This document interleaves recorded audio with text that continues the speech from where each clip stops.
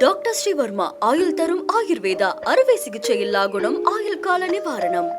Yesterday courier private limited domestic international cargo உங்கள் இல்லம் தேடி வந்து கொரியர் புக்கிங் டெலிவரி செய்து தரப்படும். தலைப்புச் செய்திகள். ரஷ்யாவிடம் கச்சா எண்ணெய் வாங்கியதால் இந்தியாவிற்கு 15 லட்சம் கோடி ரூபாய் இழப்பு தவிர்க்கப்பட்டது. தமிழ்நாடு அனைத்து தொழில் முனைவோர் கூட்டமைப்பு தகவல். ஆளுநரின் சுதந்திர தின தேநீர் விருந்து. காங்கிரஸ், கம்யூனிஸ்ட், விசிக, மதிமுக, மாமக உள்ளிட்ட முக்கிய கட்சிகள் புறக்கணிப்பு. மகளிர் உரிமை தொகைக்கான விண்ணப்பங்கள் பரிசீலனை மும்முரம். 45 நாட்கள் முடிவடைந்து விட்டதால் விரைவில் தகுதியானவர் பட்டியல் வெளியாகும் என எதிர்பார்ப்பு. நெல்லை மனோன்மணியம் சுந்தரனார் பல்கலைக்கழக பட்டமளிப்பு விழாவின் போது ஆளுநரிடம் பட்டம் பெற மறுத்த மாணவி. அண்ணாமலை விமர்சனம். மாணவிகள் வன்கொடுமை வழக்கில் குற்றவாளி கெபிராஜுக்கு 10 ஆண்டுகள் கடுங்காவல் தண்டனை. சென்னை மகளிர் நீதிமன்றம் பரபரப்பு தீர்ப்பு. இனி விரிவான செய்திகள். ரஷ்யாவிடமிருந்து இந்தியா கச்சா எண்ணெய் வாங்கியதன் மூலம் 15 லட்சம் கோடி ரூபாய் சேமிக்கப்பட்டுள்ளது. பெட்ரோலிய பொருட்களின் விலையை கட்டுக்குள் வைக்கும் நோக்கில் ரஷ்யாவிடம் இருந்து இந்தியா குறைந்த விலையில் கச்சா எண்ணெயை வாங்கி வருகிறது. ஆனால் இந்த நடவடிக்கையை கைவிடும்படி நிர்பந்தம் செய்து வரும் அமெரிக்க அதிபர் ட்ரம்ப் இந்திய பொருட்களுக்கு 50% வரை வரி விதித்திருக்கிறார். இந்நிலையில் ரஷ்யாவிடமிருந்து இந்தியா கச்சா எண்ணெய் வாங்கியதன் மூலம் 15 லட்சம் கோடி ரூபாய் சேமிக்கப்பட்டிருப்பதாக தமிழ்நாடு அனைத்து தொழில் முனைவோர் கூட்டமைப்பு தெரிவித்துள்ளது. ஆளுநரின் தேநீர் விருந்தை இம்முறையும் தமிழகத்தின் முக்கிய கட்சிகள் புறக்கணித்துள்ளன. தேர்ந்தெடுக்கப்பட்ட அரசின் உரிமைகளை பறிக்கும் விதமாக ஆளுநர் RN ரவி செயல்படுவதாக தமிழக அரசியல் கட்சிகள் தொடர்ந்து குற்றம் சாட்டி வருகின்றன. எனவே அவரது நிகழ்ச்சிகளை தொடர்ந்து புறக்கணித்தும் வருகின்றன. இந்நிலையில் சுதந்திர தினத்தை ஒட்டி ஆளுநரின் தேநீர் விருந்தை காங்கிரஸ், கம்யூனிஸ்ட், விசிக, மதிமுக, மாமக ஆகிய கட்சிகள் புறக்கணித்திருக்கின்றன. திருவாரூரில் தமிழ்நாடு மத்திய பல்கலைக்கழக பட்டமளிப்பு விழாவில் ஜனாதிபதி திரௌபதி முர்மு சிறப்பு விருந்தினராக பங்கேற்க உள்ளார். செப்டம்பர் 3ஆம் தேதி நடைபெறவுள்ள இந்நிகழ்ச்சியில் கலந்து கொண்டு அவர் மாணவர்களுக்கு பட்டங்களை வழங்குகிறார். கடந்த ஆண்டு நடைபெற்ற பட்டமளிப்பு விழாவிலேயே குடியரசுத் தலைவர் பங்கேற்க இருந்த நிலையில் கடைசி நேரத்தில் அது ரத்தாகிவிட்டது குறிப்பிடத்தக்கது. சுதந்திர தின தேநீர் விருந்துக்கு தமிழக வெற்றிக் கழகத்திற்கு ஆளுநர் அழைப்பு விடுத்திருக்கிறார்.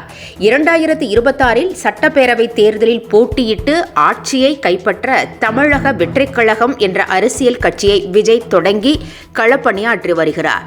கடந்த குடியரசு தின விழாவின் போது தாவேகாவுக்கு ஆளுநர் அழைப்பு விடுத்திருந்தார். இந்நிலையில் சுதந்திர தின விழா தேநீர் விருந்துக்கும் ஆளுநர் சார்பில் அழைப்பு விடுக்கப்பட்டுள்ளது. மகளிர் உரிமை தொகை விரிவாக்க திட்டத்திற்கு புதிய விண்ணப்பங்கள் பெறப்பட்டுள்ள நிலையில் அவற்றை பரிசீலிக்கும் பணி மும்முரமாக நடைபெற்று வருகிறது. 45 நாட்களில் அறிவிப்பு வெளியாகும் என தகவல் வெளியாகியிருந்தது. 45 நாட்கள் நிறைவடைந்து விட்டதால் தகுதியானவர்களின் பெயர் பட்டியல் விரைவில் வெளியாகும் என்று எதிர்பார்க்கப்படுகிறது. நெல்லை மனோன்மணியம் சுந்தரனார் பல்கலைக்கழகத்தில் நடந்த நிகழ்வு திமுகவின் தரம் தாழ்ந்த செயல் என அண்ணாமலை விமர்சித்திருக்கிறார். பட்டமளிப்பு விழாவின் போது ஆளுநர் கையால் பட்டம் பெற மாணவி ஒருவர் மறுத்துவிட்டார். பின்னர் துணைவேந்தர் கையால் பட்டம் பெற்ற அந்த மாணவி தமிழகத்திற்காக எந்த ஒரு நன்மையும் இதுவரை செய்யவில்லை என்பதால் தான் இவ்வாறு செய்ததாக விளக்கமளித்திருந்தார். அந்த மாணவி நாகர்கோவில் திமுக மாநகராட்சி துணை செயலாளரான ராஜனின் மனைவி என அண்ணாமலை தெரிவித்திருக்கிறார். கட்சி மேலிடத்தில் நல்ல பெயர் வாங்குவதற்காக இதுபோன்ற நாடகங்களை திமுகவினர் அரங்கேற்றுவதாகவும் அண்ணாமலை தனது எக்ஸ் தளத்தில் பதிவிட்டுள்ளார். பயிற்சிக்கு சென்ற மாணவிகளை வன்கொடுமை செய்த வழக்கில் கராத்தே மாஸ்டர் கெபிராஜுவுக்கு 10 ஆண்டுகள் கடுங்காவல் தண்டனை விதிக்கப்பட்டுள்ளது. சென்னை அண்ணா நகரில் கராத்தே பயிற்சி அளித்து வந்த கெபிராஜு மாணவி ஒருவர் அளித்த புகாரில் 2021ஆம் ஆண்டு கைது செய்யப்பட்டார். இது தொடர்பான வழக்கு 4 ஆண்டுகள் நடைபெற்று வந்த நிலையில் குற்றவாளி என தீர்ப்பளிக்கப்பட்ட கெபிராஜுவுக்கு 10 ஆண்டுகள் கடுங்காவல் தண்டனை விதித்து சென்னை மகளிர் நீதிமன்றம் தீர்ப்பளித்திருக்கிறது.